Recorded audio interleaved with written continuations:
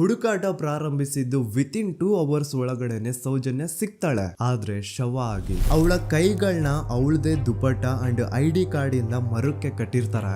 And most brutal part is ಅವಳ ಯೋನಿ, ಅವಳ ಏನಿತ್ತು ಅದ್ರ ಒಳಗಡೆ 6 ಇಂಚ್ ಮಣ್ಣು ತುಂಬಿರ್ತಾರೆ. ಓ ಬಿಡಪ್ಪ, ನಮ್ ಪೊಲೀಸ್ ಅವ್ರಿಗೆ ತಮ್ಮ ಡ್ಯೂಟಿ ಮೇಲೆ ಎಷ್ಟೊಂದು ನಿಷ್ಠೆ ಇದೆ, ಒಂದೇ ದಿನದಲ್ಲಿ ಆರೋಪಿನ ಹಿಡಿದ್ಬಿಟ್ರಲ್ಲ ಅಂತ ಪೊಲೀಸ್ ಅವ್ರ ಮೇಲೆ ಫುಲ್ ಒಂಥರ ಹೊಗಳ್ತಾ ಇರ್ತಾರೆ.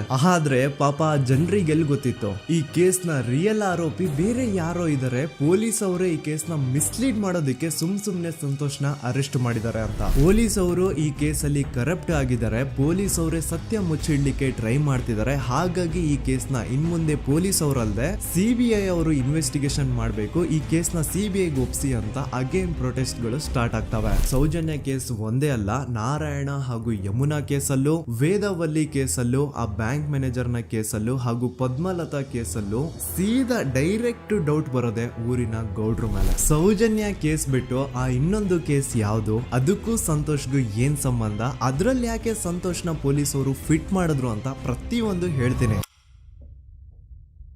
ನಾನು ಈ ಚಾನೆಲ್ನ ಸ್ಟಾರ್ಟ್ ಮಾಡಿದಾಗಿಂದ one of the most requested video ಬಂದು ಸೌಜನ್ಯ ಕೇಸ್ ಬಗ್ಗೆ. ಸರಿ, ನಮ್ ದೂತ ಸಭೆಯ ಪ್ರಜೆಗಳು ಇಷ್ಟೊಂದು ಕೇಳ್ತಿದಾರಲ್ಲ, ಈ ಒಂದು ಕೇಸ್ ಬಗ್ಗೆನೂ ವಿಡಿಯೋ ಮಾಡುವ ಅಂತ ಸೌಜನ್ಯ ಕೇಸ್ ಬಗ್ಗೆ ನಾನು ರಿಸರ್ಚ್ ಸ್ಟಾರ್ಟ್ ಮಾಡಿದೆ. ಅಂಡ್ ಟ್ರಸ್ಟ್ ಮೀ, ಎಷ್ಟೊಂದು ಕಾಂಪ್ಲೆಕ್ಸ್ ಈ ಒಂದು ಕೇಸ್ ಇದೆ ಅಂತಂದ್ರೆ ನನ್ನ ತಲೆನೇ ಕೆಟ್ಬಿಡ್ತು. ಬಟ್ ಡೋಂಟ್ ವರಿ, ನಿಮ್ಗಂತೂ ಪ್ರತಿ ಒಂದನ್ನ ತುಂಬಾ ಸಿಂಪಲ್ ಆಗಿ ಅರ್ಥ ಮಾಡಿಸ್ತೇನೆ. ಅನ್ಕೊಳ್ಳಿ, ಒಂದು ಊರು, ಆ ಊರಲ್ಲಿ ಒಂದು ಗೌಡ್ರ ಕುಟುಂಬ ಇದೆ. ಅಂಡ್ ಆ ಗೌಡ್ರ ಕುಟುಂಬ ತುಂಬಾನೇ ಪವರ್ಫುಲ್, ಲೈಕ್ ನಾವು ಮೂವೀಸ್ ಅಲ್ಲಿ ನೋಡ್ತೀವಲ್ಲ ಹಂಗೆ. ಸೊ ಗೌಡ್ರು ಊರು ಬಂದು ಧರ್ಮಸ್ಥಳ ಅಂತ. ಆ ಒಂದು ಊರಲ್ಲಿ ಇವ್ರಿಗೆ ಸಖತ್ ಕಂಟ್ರೋಲ್ ಇರುತ್ತೆ. ಈವನ್ ಅದೇ ಒಂದು ರೀಜನ್ ಅಲ್ಲಿ ಇರುವಂತಹ ಒಂದು ತುಂಬಾನೇ ಪಾಪ್ಯುಲರ್ ದೇವಸ್ಥಾನನು ಸಹ ಇವರೇ ಕಂಟ್ರೋಲ್ ಮಾಡ್ತಿರ್ತಾರೆ. ಆ ಒಂದು ದೇವಸ್ಥಾನ ಇಂದ ಈ ಗೌಡ್ರ ಕುಟುಂಬಕ್ಕೆ ಎಷ್ಟೊಂದು ದುಡ್ಡು ಬರ್ತಾ ಇರುತ್ತೆ ಅಂತಂದ್ರೆ, ಅದೇ ದುಡ್ಡಲ್ಲಿ ಇವರು ಬೇಜನ್ ಪ್ರೈವೇಟ್ ಪ್ರೈಮರಿ ಅಂಡ್ ಹೈಸ್ಕೂಲ್ಸ್ ನ ಸ್ಥಾಪನೆ ಮಾಡಿರ್ತಾರೆ, ಬೇಜನ್ ಪ್ರೈವೇಟ್ ಮೆಡಿಕಲ್ ಕಾಲೇಜಸ್ ಇರ್ತವೆ, ಅಂಡ್ ಬೇಜನ್ ಪ್ರೈವೇಟ್ ದೊಡ್ಡ ಹಾಸ್ಪಿಟಲ್ಸ್ ಇರ್ತವೆ. ಒಟ್ಟಲ್ಲಿ ಹೇಳ್ಬೇಕು ಅಂತಂದ್ರೆ ದುಡ್ಡಿನ ಸುರಿಮಳೆ ಇವ್ರಿಗೆ. ನೋಡಿ, ನಮ್ಮ ಭಾರತ ದೇಶದಲ್ಲಿ ಒಂದು ಕಾನೂನಿದೆ, ದ ರಿಲಿಜಿಯಸ್ ಎಂಡೋಮೆಂಟ್ ಆಕ್ಟ್ 1863 ಅಂತ.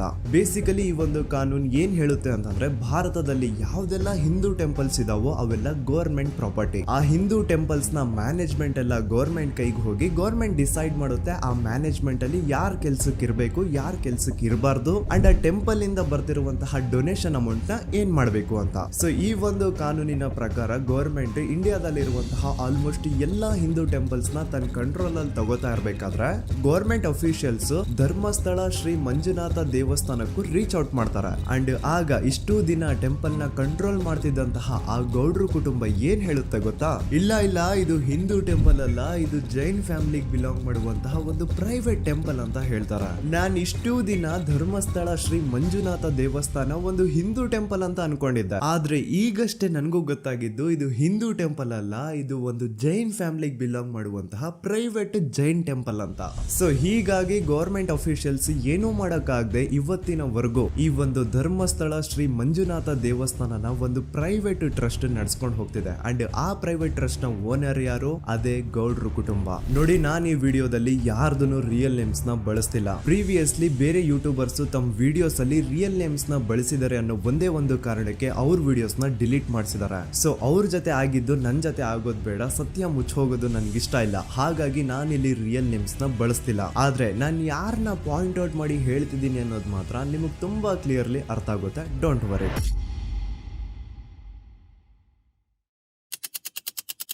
ದಿನಾಂಕ 9/10/2012. A very normal day for everyone except Soujanya. Dharmasthala ಹತ್ರ ಇರುವಂತಹ ಪಂಗಳ್ ಅನ್ನೋ ಒಂದು ಸಣ್ಣ ಹಳ್ಳಿಗೆ ಬಿಲಾಂಗ್ ಮಾಡುವಂತಹ ಸೌಜನ್ಯ ತುಂಬಾನೇ ಒಳ್ಳೆ ಹುಡುಗಿ. SDM ಕಾಲೇಜ್ ಆಫ್ ಉಜ್ರಿಯಲ್ಲಿ 2nd PUC ಓದ್ತಿದ್ದಂತಹ ಇವಳು ತುಂಬಾನೇ ಬ್ರೈಟ್ ಸ್ಟೂಡೆಂಟ್ ಕೂಡ. ಸೊ ಒಂದು ದಿನ ಅಂದ್ರೆ 9 ಅಕ್ಟೋಬರ್ 2012 ಬೆಳಿಗ್ಗೆ 7:30-8 ಗಂಟೆ ಹಾಗೆ ಆಸ್ ಯೂಶುವಲ್ ತನ್ನ ಕಾಲೇಜ್ ಹೋಗೋದಕ್ಕೆ ರೆಡಿ ಆಗ್ತಿರ್ತಾಳೆ. ಅವತ್ತು ಮಂಗಳವಾರದ ದಿನ ಅಂಡ್ ಅವತ್ತು ಲೋಕಲ್ ಫೆಸ್ಟಿವಲ್ ಬೇರೆ ಇರುತ್ತೆ, ಹೊಸ ಅಕ್ಕಿ ಅಂತ. ಈ ಒಂದು ಲೋಕಲ್ ಫೆಸ್ಟಿವಲ್ ದಿನ ಮನೆ ಒಳಗಡೆ ಏನೇ ಅಡುಗೆ ಮಾಡಿದ್ರು ಹೊಸ ಅಕ್ಕಿನೇ ಬಳಸಬೇಕು. ಸೊ ಹೊಸ ಅಕ್ಕಿ ತಂದು ಬ್ರೇಕ್ಫಾಸ್ಟ್ ನ ರೆಡಿ ಮಾಡೋಷ್ಟ್ರಲ್ಲಿ ಸೌಜನ್ಯ ಅವ್ರ ತಾಯಿ ತುಂಬಾ ಲೇಟ್ ಮಾಡ್ತಾರೆ. ಸೊ ಕಾಲೇಜ್ಗೆ ಲೇಟ್ ಆಗ್ತಿದೆ ಅಂತ ಈ ಸೌಜನ್ಯ ಟಿಫಿನ್ ಸಹ ಮಾಡದೆ ಹಾಗೆ ಹೋಗ್ತಾಳೆ. ಅವಳ ತಲೆಯಲ್ಲಿ ಏನಿತ್ತು ಅಂತಂದ್ರೆ, ಹೆಂಗೋ ಇವತ್ತು ಲೋಕಲ್ ಫೆಸ್ಟಿವಲ್ ಬೇರೆ ಇದೆ, ಹಾಗಾಗಿ ಮೇ ಬಿ ಕಾಲೇಜು ಬೇಗ ಬಿಡ್ಬೋದು, ಸೊ ಮಧ್ಯಾಹ್ನ ಡೈರೆಕ್ಟ್ ಮನೆಗೆ ಬಂದು ಊಟ ಬಿಡುವ ಅಂತ ಅವಳು ಅನ್ಕೊಂಡಿರ್ತಾಳೆ. ಆದ್ರೆ ಕಾಲೇಜ್ ಹೋಗಾದ್ಮೇಲೆ ಗೊತ್ತಾಗುತ್ತೆ ಅವತ್ತು ಅವಳಿಗೆ ಸ್ಪೆಷಲ್ ಕ್ಲಾಸಸ್ ಬೇರೆ ಇದೆ ಅಂತ. ಸೌಜನ್ಯ ಬ್ರೇಕ್ಫಾಸ್ಟ್ ಕೂಡ ಮಾಡಿರಲ್ಲ ಅಂಡ್ ಲಂಚ್ ಬಾಕ್ಸ್ ಕೂಡ ತಂದಿರಲ್ಲ. ಹಾಗಾಗಿ ಲಂಚ್ ಟೈಮ್ ಅಲ್ಲಿ ಸೌಜನ್ಯನ ಒಬ್ಳು ಫ್ರೆಂಡ್ ಜಾನ್ವಿ ತಾನ್ ತಂದಿರುವಂತಹ ಲಂಚ್ ಬಾಕ್ಸ್ ಅಲ್ಲಿ ಒಂದಿಷ್ಟು ಲಂಚ್ ನ ಆಫರ್ ಮಾಡ್ತಾಳೆ. ಆದ್ರೆ ಸೌಜನ್ಯ ಪರವಾಗಿಲ್ಲ ನೀನ್ ತಿನ್ನು, ನಾನ್ ಮನೆಗೆ ಹೋಗ್ಬಿಟ್ಟು ಊಟ ಮಾಡ್ಕೊಂತೀನಿ ಅಂತ ಹೇಳ್ತಾಳೆ. ಸುಮಾರು ಮಧ್ಯಾಹ್ನದ 3:45ಕ್ಕೆ ಕಾಲೇಜ್ ಬಿಡುತ್ತೆ. ಸೌಜನ್ಯ ಕಾಲೇಜ್ ಇಂದ ಬಸ್ ಅಲ್ಲಿ ಬಂದು ನೇತ್ರಾವತಿ ಬಸ್ ಸ್ಟಾಪ್ ಹತ್ರ ಇಳ್ಕೋತಾಳೆ. ಅವಳ ಜೊತೆ ಅವಳ ಕ್ಲಾಸ್ ಮೇಟ್ಸ್ ಅಂಡ್ ಫ್ರೆಂಡ್ಸ್ ಎಲ್ಲ ಇರ್ತಾರೆ. ಸೊ ಅವ್ರಿಗೆಲ್ಲ ಬಾಯ್ ಹೇಳ್ಬಿಟ್ಟು ಸೌಜನ್ಯ ತನ್ನ ಮನೆ ಕಡೆಗೆ ಹೊರಡ್ತಾಳೆ. ನೇತ್ರಾವತಿ ಬಸ್ ಸ್ಟಾಪ್ ಇಂದ ಸೌಜನ್ಯ ಮನೆಗೆ 20 ಮಿನಿಟ್ಸ್ ನ ವಾಕ್ ಇರುತ್ತೆ. ಮ್ಯಾಕ್ಸ್ ಟು ಮ್ಯಾಕ್ಸ್ 30 ಮಿನಿಟ್ ಹಿಡಿಬಹುದು. ಸೊ ಸೌಜನ್ಯ ನಡ್ಕೊಂಡು ಮನೆ ಕಡೆಗೆ ಹೋಗ್ತಾ ಇರ್ತಾಳೆ. ಒಂದ್ ಸ್ವಲ್ಪ ದೂರದಲ್ಲಿ ಪ್ರಕೃತಿ ಹಾಸ್ಪಿಟಲ್ ಅಂತ ಒಂದಿರುತ್ತೆ. ಅಲ್ಲಿನ ಸೆಕ್ಯೂರಿಟಿ ಗಾರ್ಡ್ ಸೌಜನ್ಯ ನಡ್ಕೊಂಡು ಹೋಗ್ತಾ ಇರೋದನ್ನ ನೋಡ್ತಾನೆ ಕೂಡ. ನಂತರ ಸೌಜನ್ಯ ಒಂದು 10 ನಿಮಿಷ ಹಂಗೆ ಮುಂದೆ ನಡ್ಕೊಂಡು ಹೋಗಾದ್ಮೇಲೆ ಸೌಜನ್ಯಗೆ ತನ್ನ ಮಾವ ಸಿಗ್ತಾರೆ. ಅವರು ಸೌಜನ್ಯನ ನೋಡಿ ಮಾತಾಡಿಸ್ತಾರೆ. ಯಾಕಮ್ಮ ಕಾಲೇಜಿಂದ ಇಷ್ಟು ಲೇಟ್ ಬರ್ತಿದೀಯಾ ಅಂತ ಕೇಳ್ತಾರೆ. ಆಗ ಸೌಜನ್ಯ ಇಲ್ಲ ಮಾವ, ಕಾಲೇಜಲ್ಲಿ ಸ್ಪೆಷಲ್ ಕ್ಲಾಸ್ ಇತ್ತು ಹಾಗಾಗಿ ಲೇಟ್ ಆಗ್ಬಿಡ್ತು ಅಂತ ಹೇಳಿ ಒಂದೆರಡು ಮಾತಾಡಿಸಿ ನಂತರ ತನ್ನ ಮನೆ ಕಡೆ ತಾನು ಹೊರಡ್ತಾಳೆ. ಈಗ ಆ ಒಂದು ಪಾಯಿಂಟ್ ಇಂದ ಸೌಜನ್ಯಗೆ ತನ್ನ ಮನೆ ಹೋಗ್ಲಿಕ್ಕೆ 10 ನಿಮಿಷ ಬೇಕು. ಮ್ಯಾಕ್ಸ್ ಟು ಮ್ಯಾಕ್ಸ್ 20 ಮಿನಿಟ್ ಅನ್ಕೊಳ್ಳಿ. 3:45ಕ್ಕೆ ಕಾಲೇಜ್ ಬಿಟ್ರೆ ಅರೌಂಡ್ 4:30ಗೆ ಮನೇಲಿ ಇರ್ಬೇಕಾಗಿದ್ದು ಹುಡುಗಿ 6:30-7 ಗಂಟೆ ಆಗಿದ್ರು ಮನೆಗೆ ಸೇರಿರಲ್ಲ. ಸೊ ಮನೇಲಿ ಸೌಜನ್ಯ ಅವ್ರ ತಾಯಿಗೆ ಟೆನ್ಷನ್ ಸ್ಟಾರ್ಟ್ ಆಗುತ್ತೆ. ಏನಪ್ಪಾ ಈ ಹುಡುಗಿ ಎಷ್ಟೊತ್ತಾದ್ರೂ ಇನ್ನು ಮನೆಗ್ ಬಂದಿಲ್ವಲ್ಲ ಅಂತ. ಸೊ ಅವ್ರೇನ್ ಮಾಡ್ತಾರೆ, ಸೌಜನ್ಯ ಅವ್ರ ತಂದೆ ಕಾಲ್ ಮಾಡ್ಬಿಟ್ಟು ರೀ ಹಿಂಗೆ 3:30-4 ಗಂಟೆಗೆ ಕಾಲೇಜಿಂದ ಮನೆಗ್ ಬರ್ತಿದ್ದಿದ್ ನಮ್ ಹುಡುಗಿ ಇವತ್ತು 7 ಗಂಟೆ ಆದ್ರೂ ಇನ್ನು ಮನೆಗ್ ಬಂದಿಲ್ಲ, ನೀವು ಸ್ವಲ್ಪ ಬೇಗ ಮನೆಗ್ ಬಂದು ವಿಚಾರಿಸಿ ಅಂತ ಗಾಬ್ರಿಲಿ ಹೇಳ್ತಾರೆ. ಸರಿ ಅಂತ ಸೌಜನ್ಯ ಅವ್ರ ತಂದೆ ಮನೆಗ್ ಬಂದ್ಬಿಟ್ಟು ಸೌಜನ್ಯನ ಫ್ರೆಂಡ್ಸ್ ಕ್ಲಾಸ್ ಮೇಟ್ಸ್ ಯಾರ್ದೆಲ್ಲ ಅವ್ರ ಹತ್ರ ನಂಬರ್ ಇರುತ್ತೋ ಅವ್ರಿಗೆಲ್ಲ ಕಾಲ್ ಮಾಡ್ಬಿಟ್ಟು ಸೌಜನ್ಯ ಬಗ್ಗೆ ಕೇಳ್ತಾರೆ. ನಮ್ ಹುಡುಗಿ ಏನಾದ್ರೂ ನಿಮ್ ಮನೆಗ್ ಬಂದಿದ್ದಾಳ ಅಮ್ಮ ಅಂತ. ಆದ್ರೆ ಸೌಜನ್ಯನ ಫ್ರೆಂಡ್ಸ್ ಅಂಡ್ ಕ್ಲಾಸ್ ಮೇಟ್ಸ್ ಎಲ್ಲ ಇಲ್ಲ ಅಂಕಲ್ ನಮ್ ಮನೆಗಂತೂ ಸೌಜನ್ಯ ಏನು ಬಂದಿಲ್ಲ, ಅವಳು ಬಸ್ ಸ್ಟಾಪ್ ಇಂದ ಸೀದಾ ನಿಮ್ ಮನೆ ಕಡೆಗೇನೆ ಹೊರಟ್ಲಲ್ವಾ, ಯಾಕೆ ಇನ್ನೂ ಬಂದಿಲ್ವಾ ಅಂತ ಕೇಳ್ತಾರ. ಆಗ ಸೌಜನ್ಯ ಅವ್ರ ತಂದೆ ಇಲ್ಲಮ್ಮ ಬಂದಿಲ್ಲ ಹಾಗಾಗಿನೇ ಕಾಲ್ ಮಾಡಿರೋದು ಅಂತ ಹೇಳಿ ಕಾಲ್ ಕಟ್ ಮಾಡ್ತಾರ. ದೆನ್ ಸೌಜನ್ಯ ಅವ್ರ ತಂದೆ ಸೌಜನ್ಯ ಅವ್ರ ಮಾವ ಕಾಲ್ ಮಾಡ್ತಾರ. ಅಳಿಯ ಎಲ್ಲಿದ್ಯಾ, ನನ್ ಮಗಳು ಇನ್ನು ಮನೆಗ್ ಬಂದಿಲ್ಲ, ನೀನೇನಾದ್ರೂ ಅವಳನ್ನ ನೋಡ್ದ ಅಂತ ಕೇಳ್ತಾರ. ಆ ಕಡೆಯಿಂದ ಅವರು ಸೌಜನ್ಯನ ಮಾವ ಹೇಳ್ತಾರೆ, ಹ್ಞೂ ನಾನ್ ನೋಡ್ದೆ, 4 ಕಾಲು ಹಾಗೆ ಆ ಹುಡುಗಿ ಕಾಲೇಜಿಂದ ಬರ್ಬೇಕಾದ್ರೆ ನನಗ್ ಕಾಣಿಸಿದ್ಲು, ನಾನ್ ಸ್ವಲ್ಪ ಮಾತಾಡ್ದೆ ಅವಳ ಹತ್ರ, ಅದಾದ್ಮೇಲೆ ಅವಳು ಮನೆ ಕಡೆ ಹೋದ್ಲಲ್ಲ, ಯಾಕೆ ಇನ್ನೂ ಬಂದಿಲ್ವಾ ಅಂತ ಅವರೇ ಉಲ್ಟಾ ಕ್ವಶನ್ ಕೇಳ್ತಾರ. ಈ ಕಡೆ ಸೌಜನ್ಯ ಅವ್ರ ತಂದೆ ಇಲ್ಲ 7 ಗಂಟೆ ಆದ್ರೂ ಮಗು ಇನ್ನು ಮನೆಗ್ ಬಂದಿಲ್ಲ, ನಮ್ಗೆ ಯಾಕೋ ತುಂಬಾ ಗಾಬರಿ ಆಗ್ತಿದೆ, ನೀನೊಂದ್ ಕೆಲ್ಸ ಮಾಡು, ನಮ್ಮವ್ರನ್ನೆಲ್ಲ ಸೇರ್ಸು, ಎಲ್ರೂ ಸೇರಿ ಹುಡುಕುವ ಅವಳನ್ನ ಅಂತ ಸುಮಾರು ರಾತ್ರಿ 7 ಗಂಟೆಯಿಂದ ಹಿಡಿದು 11 ಗಂಟೆವರೆಗೂ ಸೌಜನ್ಯನ ಮನೆಯವರು ಅಂಡ್ ಊರಿನ ಜನ 200-300 ಜನ ಸೇರ್ಕೊಂಡು ಸೌಜನ್ಯನ ಹುಡುಕ್ತಾರೆ. ಆದ್ರೆ ಸೌಜನ್ಯನ ಒಂದು ಸುಳಿವು ಸಿಗಲ್ಲ. ಸೊ ಕೊನೆಗೆ ಸಹಾಯ ಕೇಳ್ತಾ ರಾತ್ರಿ 11 ಗಂಟೆ ಹಾಗೆ ಸೌಜನ್ಯನ ತಂದೆ ತಾಯಿ ಅಂಡ್ ಊರಿನ ಜನ ಎಲ್ಲ ಬೆಳ್ತಂಗಡಿ ಪೊಲೀಸ್ ಸ್ಟೇಷನ್ ಹತ್ರ ಹೋಗ್ತಾರ. ಅಲ್ಲಿ ಪೊಲೀಸ್ ಅವ್ರ ಹತ್ರ ಕಾಲೇಜ್ ಹೋಗಿದ್ ನಮ್ ಹುಡುಗಿ ಇಷ್ಟೊತ್ತಾದ್ರೂ ಇನ್ನು ಮನೆಗ್ ಬಂದಿಲ್ಲ, ಎಷ್ಟು ಹುಡುಕಿದ್ರು ಸಿಗ್ತಾ ಇಲ್ಲ, ಸೊ ಪ್ಲೀಸ್ ಒಂದು ಮಿಸ್ಸಿಂಗ್ ರಿಪೋರ್ಟ್ ನ ಫೈಲ್ ಮಾಡಿ ನಮ್ ಹುಡುಗಿನ ಹುಡುಕೊಡಿ ಅಂತ ಕೇಳ್ಕೊತಾರ. ಆದ್ರೆ ಪೊಲೀಸ್ ಅವರು ಒಪ್ಪಲ್ಲ. ಇಲ್ಲ ಯಾವುದೇ ಪರ್ಸನ್ ಮಿಸ್ಸಿಂಗ್ ಆದ್ರೆ ಆಫ್ಟರ್ 24 ಅವರ್ಸ್ ಆದ್ಮೇಲೆನೆ ರಿಪೋರ್ಟ್ ಫೈಲ್ ಮಾಡಕ್ಕಾಗೋದು. ಸೊ ನೀವ್ ಒಂದ್ ಕೆಲ್ಸ ಮಾಡಿ, ಈಗ ಮನೆಗ್ ಹೋಗಿ ನಾಳೆ ಬೆಳಿಗ್ಗೆವರೆಗೂ ನೋಡಿ, ನಾಳೆ ಬೆಳಿಗ್ಗೆವರೆಗೂ ನಿಮ್ ಮಗಳು ನಿಮ್ ಮನೆಗ್ ಬಂದಿಲ್ಲ ಅಂತಂದ್ರೆ ಆಗ ಬಂದ್ಬಿಟ್ಟು ಮಿಸ್ಸಿಂಗ್ ರಿಪೋರ್ಟ್ ನ ಫೈಲ್ ಮಾಡಿಸಿ ಅಂತ ಹೇಳಿ ಕಳಿಸ್ತಾರ. ಆಗ ಆಲ್ಮೋಸ್ಟ್ ಮಿಡ್ ನೈಟ್ ಆಗಿರೋದ್ರಿಂದ ಅಂಡ್ ಮಳೆ ಬೇರೆ ತುಂಬಾ ಜೋರಾಗಿ ಬರ್ತಾ ಇರುತ್ತೆ. ಸೊ ಈ ಸಿಚುವೇಶನ್ ಅಲ್ಲಿ ಸೌಜನ್ಯನ ಹುಡುಕ್ಲಿಕ್ಕೆ ಆಗಲ್ಲ. ನಾಳೆ ಬೆಳಿಗ್ಗೆ ಸೇರ್ಕೊಂಡು ಅಗೇನ್ ಎಲ್ರು ಸೌಜನ್ಯನ ಹುಡುಕುವ ಅಂತ ಸೌಜನ್ಯನ ಮನೆಯವರು ಅಂಡ್ ಊರಿನ ಜನ ಎಲ್ರು ತಮ್ಮ ಮನೆಗೆ ಹೋಗ್ಬಿಡ್ತಾರ. ನೆಕ್ಸ್ಟ್ ದಿನ ಅಂದ್ರೆ 10 ಅಕ್ಟೋಬರ್ 2012 ಬುಧವಾರದ ದಿನ ಬೆಳಿಗ್ಗೆ 10 ಗಂಟೆ ಹಾಗೆ ಸೌಜನ್ಯನ ಮನೆಯವರು ಅಂಡ್ ಊರಿನ 200-300 ಜನ ಸೇರ್ಕೊಂಡು ಅಗೇನ್ ಸೌಜನ್ಯಗೋಸ್ಕರ ಹುಡುಕಾಟ ಸ್ಟಾರ್ಟ್ ಮಾಡ್ತಾರ. ಹುಡುಕಾಟ ಪ್ರಾರಂಭಿಸಿದ್ದು ವಿತಿನ್ 2 ಅವರ್ಸ್ ಒಳಗಡೆನೆ ಸೌಜನ್ಯ ಸಿಗ್ತಾಳೆ. ಆದ್ರೆ ಶವ ಆಗಿ ಆ 200-300 ಊರಿನ ಜನ ಎಲ್ಲ ಸೇರ್ಕೊಂಡು ಏನ್ ಸೌಜನ್ಯನ ಹುಡುಕ್ತಾ ಇದ್ರು ಅದರಲ್ಲಿ ಯಾರೋ ಒಬ್ರಿಗೆ ಸೌಜನ್ಯನ ಮನೆಯಿಂದ ಕೇವಲ 10 ನಿಮಿಷ ದೂರದಲ್ಲಿರುವಂತಹ ಒಂದು ಹಳ್ಳನ ದಡದಲ್ಲಿ ಸೌಜನ್ಯ ಮೃತದೇಹ ಸಿಗುತ್ತಾ. ಈಗ ಸತ್ತಿರುವಂತಹ ಸೌಜನ್ಯನ ಡೆಡ್ ಬಾಡಿ ಯಾವ ಒಂದು ಕಂಡೀಷನ್ ಅಲ್ಲಿ ಇತ್ತು ಅಂತ ಹೇಳ್ತೀನಿ, ಸ್ವಲ್ಪ ಗಮನ ಇಟ್ಟು ಕೇಳಿಸ್ಕೊಳ್ಳಿ. ಅವಳ ಕೈಗಳನ್ನ ಅವಳದೇ ದುಪಟ್ಟ ಅಂಡ್ ID ಕಾರ್ಡ್ ಇಂದ ಮರಕ್ಕೆ ಕಟ್ಟಿರ್ತಾರ. ಅವಳ ಬಾಡಿ ಎಲ್ಲ ನೇಕೆಡ್ ಇರುತ್ತೆ, ಮೈ ಮೇಲೆ ಸರಿಯಾದ ಬಟ್ಟೆ ಇರಲ್ಲ, ಮೈ ಮೇಲೆ ಮಲ್ಟಿಪಲ್ ಕಟ್ ಮಾರ್ಕ್ಸ್ ಇರುತ್ತೆ, ತುಂಬಾ ಜೋರಾಗಿ ಹೊಡೆದಿರುವಂತಹ ಗಾಯಗಳು ಮೈ ಮೇಲೆ ಎದ್ದು ಕಾಣಿಸ್ತಿರ್ತವೆ. ಅವಳ ರಿಪ್ಸ್ ಎದೆ ಭಾಗದ ಮೂಳೆಗಳೆಲ್ಲ ಮುರಿದು ಹೋಗ್ಬಿಟ್ಟಿರ್ತವೆ. And most brutal part is ಅವಳ ಯೋನಿ, ಅವಳ ಏನಿತ್ತು ಅದ್ರ ಒಳಗಡೆ 6 ಇಂಚ್ ಮಣ್ಣು ತುಂಬಿರ್ತಾರೆ. ಆ ಬಾಡಿ ಕಂಡೀಷನ್ ನ ನೋಡಿದಾದ್ಮೇಲೆ ಒಂದಂತೂ ತುಂಬಾ ಕ್ಲಿಯರ್ ಆಗಿ ಅರ್ಥ ಆಗುತ್ತೆ, ಅವಳನ್ನ ಯಾರೋ ತುಂಬಾ ಫೋರ್ಸ್ಫುಲಿ ಮಾಡಿ ನಂತರ ನಿರ್ದಯವಾಗಿ ಸಾಯಿಸಿದ್ದಾರೆ ಅಂತ. ಇಲ್ಲಿ ಕ್ರಿಮಿನಲ್ಸ್ ನ ಬುದ್ಧಿವಂತಿಕೆ ನೋಡಿ ಪೊಲೀಸ್ ಅವ್ರಿಗೆ ಏನೂ ಸುಳಿವು ಸಿಗ್ಬಾರ್ದು ಅಂತ ಅವಳ ಯೋನಿ ಒಳಗಡೆ 6 ಇಂಚ್ ಅಷ್ಟು ಮಣ್ಣು ತುಂಬ ಹೋಗಿರ್ತಾರೆ. ಸೊ ದೆನ್ ಪೊಲೀಸ್ ಅವ್ರಿಗೆ ವಿಷಯ ಗೊತ್ತಾಗುತ್ತೆ. ಅವರು ಸ್ಪಾಟ್ ಗೆ ಬಂದು ಸೌಜನ್ಯನ ಬಾಡಿನ ರಿಕವರ್ ಮಾಡಿ ಆ ಒಂದು ಸ್ಪಾಟ್ ನ ಕಂಪ್ಲೀಟ್ ಸೀಸ್ ಮಾಡ್ತಾರೆ. ಒಬ್ಳು ಸಾಮಾನ್ಯ ಮಿಡಲ್ ಕ್ಲಾಸ್ ಹುಡುಗಿ, ಒಬ್ಳು ವೆರಿ ಬ್ರೈಟ್ ಸ್ಟೂಡೆಂಟ್ ನ ಈ ಮಟ್ಟಿಗೆ ಇಷ್ಟು ನಿರ್ದಯವಾಗಿ ಸಾಯಿಸಿರೋದು ಯಾರು? ಇನ್ ಕೇಸ್ ಏನಾದ್ರೂ ಈ ಕ್ರೈಮ್ ಮಾಡಿದವನು ಸಿಕ್ಕಿ ಬಿದ್ರೆ ಅವನ್ನ ಸುಮ್ನೆ ಬಿಡಬಾರ್ದು ಅಂತ ಜನ ಆಕ್ರೋಶ ವ್ಯಕ್ತಪಡಿಸ್ತಾರೆ. ಅಂಡ್ ಗೆಸ್ ವಾಟ್, ನಮ್ ಪೊಲೀಸ್ ಅವರು ಇಷ್ಟೊಂದು ಫಾಸ್ಟ್ ಆಗಿ ಇನ್ವೆಸ್ಟಿಗೇಷನ್ ಕಂಪ್ಲೀಟ್ ಮಾಡ್ತಾರೆ ಅಂತ ನಾನಂತೂ ಎಕ್ಸ್ಪೆಕ್ಟ್ ಮಾಡಿರ್ಲಿಲ್ಲ. ಅಂಡ್ ಈವನ್ ಈ ಒಂದು ವಿಷಯದಿಂದ ಊರಿನ ಜನನು ಶಾಕ್ ಆಗ್ತಾರೆ. ಸೌಜನ್ಯ ಬಾಡಿ ಸಿಕ್ಕಿದ್ದ ನೆಕ್ಸ್ಟ್ ದಿನ ಅಂದ್ರೆ 11 ಅಕ್ಟೋಬರ್ 2012 ಸಂಜೆ 5 ಗಂಟೆ ಹಾಗೆ ಯಾರು ಸೌಜನ್ಯನ ಪಂಡು ಮರ್ಡರ್ ಮಾಡಿದ್ನೋ ಆ ಕ್ರಿಮಿನಲ್ ಕೂಡ ಸಿಕ್ಕಿ ಬೀಳ್ತಾನೆ. ಈಗ ನೀವು ಥಿಂಕ್ ಮಾಡ್ಬೋದು, ಸೌಜನ್ಯನ ಯಾರು ಮರ್ಡರ್ ಮಾಡಿದ್ರು ಅಂಡ್ ಯಾರ ಕ್ರೈಮ್ ನ ಮಾಡಿದ್ರು ಅವನು ನೆಕ್ಸ್ಟ್ ದಿನಾನೇ ಸಿಕ್ಕಿ ಬಿದ್ದ. ಹಾಗಿದ್ರೆ ಈ ಕೇಸ್ ಯಾವಾಗ್ಲೂ ಕ್ಲೋಸ್ ಆಗ್ಬಿಡ್ಬೇಕಿತ್ತು. ಆದ್ರೂ ಸ್ಟಿಲ್ ಇವತ್ತಿನ ದಿನವರೆಗೂ ಯಾಕೆ ಈ ಕೇಸ್ ಪದೇ ಪದೇ ನ್ಯೂಸ್ ಅಲ್ಲಿ ಬರುತ್ತೆ ಅಂದ್ರೆ, ನಮ್ ದೂತ ಸಭೆಯ ಪ್ರಜೆಗಳೇ ರೆಡಿ ಆಗಿ, ಆರೋಪಿ ಸಿಕ್ಕಾದ್ಮೇಲೆ ಈ ಕೇಸು ಕ್ಲೋಸ್ ಆಗಿಲ್ಲ. ಆಕ್ಚುಲಿ ಈ ಕೇಸು ಓಪನ್ ಆಗಿದ್ದೆ ಈಗ. ನೋಡಿ, ಸೌಜನ್ಯನ ಬಾಡಿ ಸಿಕ್ಕಿದ್ದು ನೆಕ್ಸ್ಟ್ ದಿನ ಅಂದ್ರೆ 11 ಅಕ್ಟೋಬರ್ 2012. PSI ಯೋಗೇಶ್ ಅವರು ಯಾರನ್ನ ಈ ಕೇಸಲ್ಲಿ ಅರೆಸ್ಟ್ ಮಾಡಿದ್ರು ಅಂದ್ರೆ ಆತನ ಹೆಸರು ಒಂದು ಸಂತೋಷ್ ರಾವ್. 28-29 ವಯಸ್ಸಿರುವಂತಹ Santosh Rao first of all ಧರ್ಮಸ್ಥಳದವನು ಅಲ್ವೇ ಅಲ್ಲ, ಅವನು ಶೃಂಗೇರಿ ಅವನು. ಸಂತೋಷ್ ರಾವ್ ನ ತಂದೆ ಸ್ಕೂಲ್ ಟೀಚರು ಅಂಡ್ ತಾಯಿ ಹೌಸ್ ವೈಫ್. ಸಂತೋಷ್ ಮೊದ್ಲಿಂದನೂ ಒಂದ್ ಸ್ವಲ್ಪ ಮೆಂಟಲಿ ಇಲ್ಲಿರೋದ್ರಿಂದ ಅವನಿಗೆ ವಿದ್ಯೆ ಬರಹ ಅನ್ನೋದು ತಲೆಗೆ ಹೋಗಿರಲ್ಲ. ಹಾಗಾಗಿ ಅವನು ಶೃಂಗೇರಿಯಲ್ಲಿ ಒಂದು ಹೋಟೆಲ್ ಅಲ್ಲಿ ಕೆಲಸ ಮಾಡ್ತಿರ್ತಾನೆ. ಮೆಂಟಲಿ ಅನ್ಸ್ಟೇಬಲ್ ಇದ್ರೂ ಸಹ ಈತನಿಗೆ ದೇವ್ರ ಮೇಲೆ ಬಹಳ ನಂಬಿಕೆ ಇರುತ್ತೆ. ಹಾಗಾಗಿ ತಿಂಗಳಿಗೆ ಒಮ್ಮೆ ಆದ್ರೂ, ಅಟ್ಲೀಸ್ಟ್ 2 ತಿಂಗಳಿಗೆ ಒಮ್ಮೆ ಆದ್ರೂ ಈತ ಯಾವ್ದಾದ್ರು ಒಂದು ಪುಣ್ಯಕ್ಷೇತ್ರಕ್ಕೆ ವಿಸಿಟ್ ಮಾಡಿ ಬರ್ತಿರ್ತಾನೆ. ಹಾಗೇನೆ ಈ ಸತಿನೂ ಸಹ ಈತ ಧರ್ಮಸ್ಥಳಕ್ಕೆ ಬಂದಿರ್ತಾನೆ. ಇವನು ಧರ್ಮಸ್ಥಳಕ್ಕೆ ಬಂದಿದ್ದು ದಿನಾಂಕ 9 ಅಕ್ಟೋಬರ್ 2012. ಈ ದಿನಾಂಕನ ಸ್ವಲ್ಪ ನೋಟ್ ಮಾಡಿ ಇಟ್ಕೊಳ್ಳಿ, ಯಾಕಂತಂದ್ರೆ ಮುಂದೆ ಈ ಕೇಸಲ್ಲಿ ಇದೇ ಮೇಜರ್ ಟರ್ನಿಂಗ್ ಪಾಯಿಂಟ್. ಸೊ ಸೌಜನ್ಯನ ಡೆತ್ ಆಗಿಂತ ಒಂದು ದಿನ ಹಿಂದೆ ಧರ್ಮಸ್ಥಳಕ್ಕೆ ಬಂದಿರುವಂತಹ ಸಂತೋಷ್ ರಾವ್ಗೆ ಎಲ್ಲೂ ಉಳ್ಕೊಳ್ಳಿಕ್ಕೆ ಹೋಟೆಲ್ ಅಲ್ಲಿ ಅಥವಾ ಲಾಡ್ಜ್ ಅಲ್ಲಿ ರೂಮ್ ಸಿಗಲ್ಲ. ರೀಸನ್ ಇಷ್ಟೇ, ಸಂತೋಷ್ ರಾವ್ ನೋಡ್ಲಿಕ್ಕೆ ಸ್ವಲ್ಪ ಮೆಂಟಲಿ ಅನ್ಸ್ಟೇಬಲ್ ಪರ್ಸನ್ ತರ ಇರ್ತಾನೆ. ಅವನ ಅವತಾರ, ಅವನ ವೇಷಭೂಷಣ ಅಷ್ಟು ಸರಿ ಇರಲ್ಲ. ಹಾಗಾಗಿ ಇವನ್ಗೆ ಯಾವುದೇ ಒಂದು ಹೋಟೆಲ್ ಅಲ್ಲಿ ಅಥವಾ ಲಾಡ್ಜ್ ಅಲ್ಲಿ ಎಲ್ಲಿಗೂ ರೂಮ್ ಸಿಗಲ್ಲ. ಸೊ ಉಳ್ಕೊಳ್ಳೋಕೆ ಜಾಗ ಸಿಗದೆ ಇವನೇನ್ ಮಾಡ್ತಾನೆ, ಅಲ್ಲೇ ಹತ್ರದಲ್ಲಿರುವಂತಹ ಬಾಹುಬಲಿ ಬೆಟ್ಟಕ್ಕೆ ಹೋಗಿ ಅಲ್ಲಿರುವಂತಹ ಬಾಹುಬಲಿ ಸ್ಟ್ಯಾಚ್ಯೂ ಹತ್ರನೇ ಆಶ್ರಯ ತಗೊಳ್ತಾನೆ. ಅಂಡ್ 1-2 ದಿನ ಅವನು ಅಲ್ಲೇ ಉಳ್ಕೋತಾನೆ ಕೂಡ. ಡೇ ಟೈಮ್ ಅಲ್ಲಿ ಧರ್ಮಸ್ಥಳಕ್ಕೆ ಬಂದು ಧರ್ಮಸ್ಥಳ ಶ್ರೀ ಮಂಜುನಾಥ ದೇವಸ್ಥಾನದಲ್ಲಿ ಇದ್ದು ಅಲ್ಲೇ ಪ್ರಸಾದ ಊಟ ಎಲ್ಲ ಮಾಡಿ ನಂತರ ನೈಟ್ ಆಗ್ತಿದ್ದಂಗೆ ಬಾಹುಬಲಿ ಬೆಟ್ಟಕ್ಕೆ ಹೋಗಿ ಆ ಸ್ಟ್ಯಾಚ್ಯೂ ಹತ್ರನೇ ಮಲ್ಕೊಳ್ತಿರ್ತಾನೆ.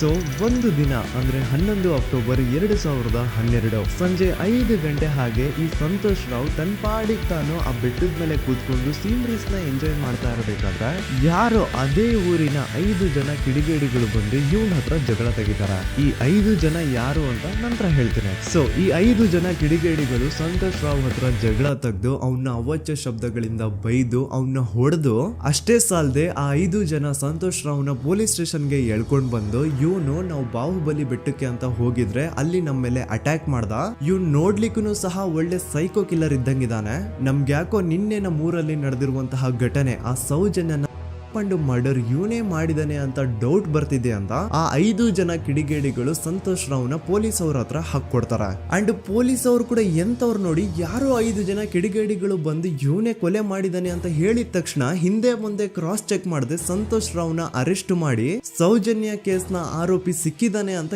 ಎಲ್ಲಾ ಕಡೆ ಘೋಷಣೆ ಮಾಡ್ಬಿಡ್ತಾರ.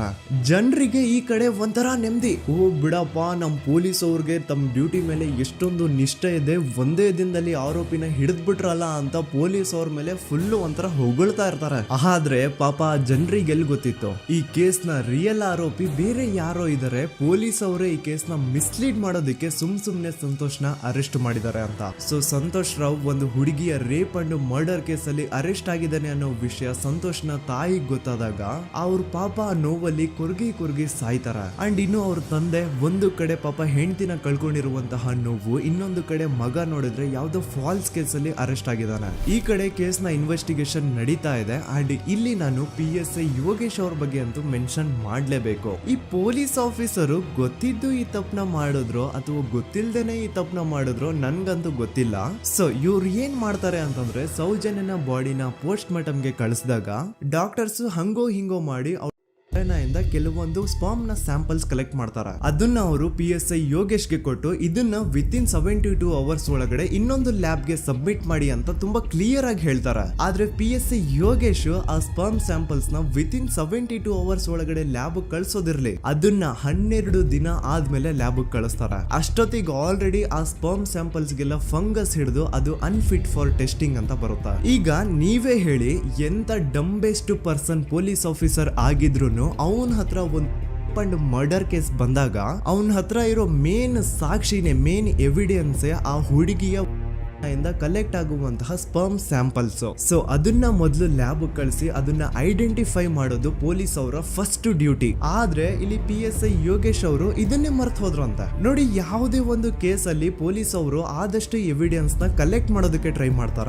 ಆದ್ರೆ ಈ ಒಂದು ಕೇಸ್ ಅಲ್ಲಿ ಮಾತ್ರ ಪೊಲೀಸ್ ಅವರು ಎವಿಡೆನ್ಸ್ ನ ಕಲೆಕ್ಟ್ ಮಾಡೋ ಬದಲಾಗಿ ಎವಿಡೆನ್ಸ್ ನ ಡಿಸ್ಟ್ರಾಯ್ ಮಾಡೋದ್ರಲ್ಲಿ ಮುಂದೆ ಇದ್ರು. ಅಷ್ಟೇ ಅಲ್ಲದೆ ಈ ಪೊಲೀಸ್ ಆಫೀಸರ್ ಸೇರ್ಕೊಂಡು ಸಂತೋಷ್ ರಾವ್ಗೆ ಸೆಲ್ ಅಲ್ಲಿ ಎಂತ ಟಾರ್ಚರ್, ಎಂತ ಹಿಂಸೆ ಕೊಡ್ತಾರೆ ಅಂದ್ರೆ ನೆನ್ಸ್ಕೊಂಡ್ರೆ ಮೈ ಜುಮ್ ಅನ್ನುತ್ತಾ. ಹೊಡಿಯೋದು, ಕೆಟ್ಟದಾಗ ಬೈಯೋದು, ಇದೆಲ್ಲ common. Most brutal parties Santosh ರಾವ್ನ ಪ್ಯಾಂಟ್ ಬಿಚ್ಚಿ ಅವನ ಪ್ರೈವೇಟ್ ಪಾರ್ಟ್ ಮೇಲೆ ಬಿಸಿ ಬಿಸಿ ಕುದೀತಾ ಇರುವಂತಹ ನೀರ್ ಚಲ್ತಾರ. ಈ ಕ್ರೈಮ್ ನೀನೇ ಮಾಡಿದ್ಯಾ ಅಂತ ಒಪ್ಕೋ, ಇಲ್ಲ ಅಂತಂದ್ರೆ ನಿನ್ನ ಸೆಲ್ ಒಳಗಡೆನೆ ಸಾಯಿಸ್ಬಿಡ್ತೀವಿ, ನಿನ್ನ ತಂದೆ ತಾಯಿ ಎಲ್ರು ಸಾಯಿಸ್ಬಿಡ್ತೀವಿ ಅಂತ ಬ್ಲಾಕ್ ಮೇಲ್ ಮಾಡ್ತಾರ. ನೋಡಿ, ಸಂತೋಷ್ ರಾವ್ ಜಾಗದಲ್ಲಿ ನನ್ನಂತ ನಿಮ್ಮಂತ ನಾರ್ಮಲ್ ಪರ್ಸನ್ ಯಾರಾದ್ರೂ ಇದ್ದಿದ್ರೆ ಪೊಲೀಸ್ ಅವರು ಕೊಡ್ತಿರುವಂತಹ ಹಿಂಸೆನ ತಡ್ಕೊಳಕ್ಕಾಗದೆ ಆ ಕ್ರೈಮ್ ಮಾಡಿಲ್ಲ ಅಂದ್ರೂ ಮಾಡಿದೀನಿ ಅಂತ ಒಪ್ಕೊಬಿಡ್ತಾ ಇದ್ವಿ. ಆದ್ರೆ ಸಂತೋಷ್ ರಾವ್ ಮೆಂಟಲಿ ಇಲ್ಲಿರೋದೇ ಅವನ್ಗೆ ಅಡ್ವಾಂಟೇಜ್ ಆಗೋಯ್ತು. ಪೊಲೀಸ್ಗಳು ಸಂತೋಷ್ ರಾವ್ಗೆ ಎಷ್ಟೇ ಹೊಡೆದ್ರು, ಎಷ್ಟೇ ಬೈದ್ರು, ಎಷ್ಟೇ ಬ್ಲಾಕ್ ಮೇಲ್ ಮಾಡಿದ್ರು ಸಂತೋಷ್ ರಾವ್ ಬಾಯಲ್ಲಿ ನಾನ್ ಈ ಕ್ರೈಮ್ ನ ಮಾಡಿಲ್ಲ ಅಂತಾನೆ ಬರುತ್ತೆ ಹೊರತು ಆ ಕ್ರೈಮ್ ನ ಅವನು ಒಪ್ಕೊಳ್ಳೋದೇ ಇಲ್ಲ. ದೆನ್ ಕೋರ್ಟ್ ಟ್ರಯಲ್ಸ್ ಸ್ಟಾರ್ಟ್ ಆಗುತ್ತೆ. ಈ ಕ್ರೈಮ್ ನ ಸಂತೋಷೇ ಮಾಡಿದಾನೆ ಅಂತ ಸೌಜನ್ಯ ಕಡೆಯ ಲಾಯರ್ ವಾದ ಮಾಡ್ತಾನೆ.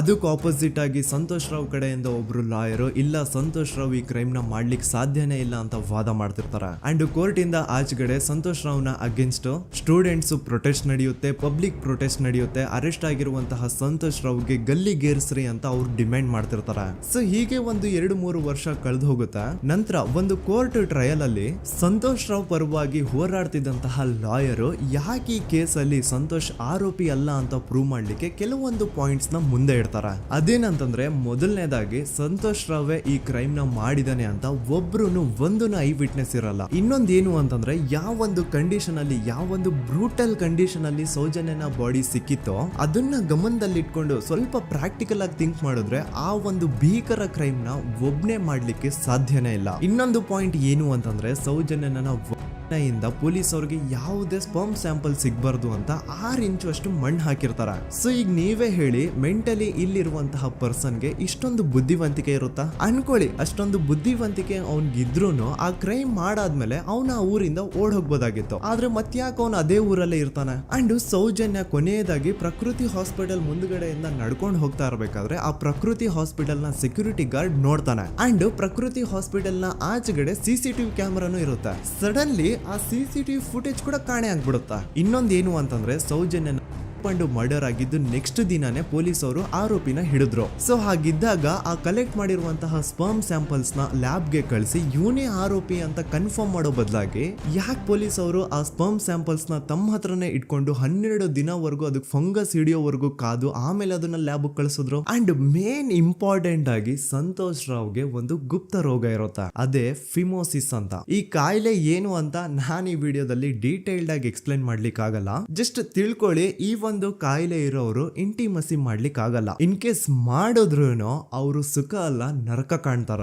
ಸೊ ಇಷ್ಟೆಲ್ಲ ವ್ಯಾಲಿಡ್ ಪಾಯಿಂಟ್ಸ್, ಇಷ್ಟೆಲ್ಲ ಫ್ಯಾಕ್ಟ್ಸ್ ಕಣ್ ಮುಂದೆ ಇರಬೇಕಾದ್ರೆ ಸ್ಟಿಲ್ ಪೊಲೀಸ್ ಅವರು ಯಾಕೆ ಈ ಕ್ರೈಮ್ ನ ಸಂತೋಷ್ ರಾವೇ ಮಾಡಿದಾನೆ ಅಂತ ಇವನ್ ಹಿಂದೆ ಬಿದ್ದಿದ್ದಾರೆ.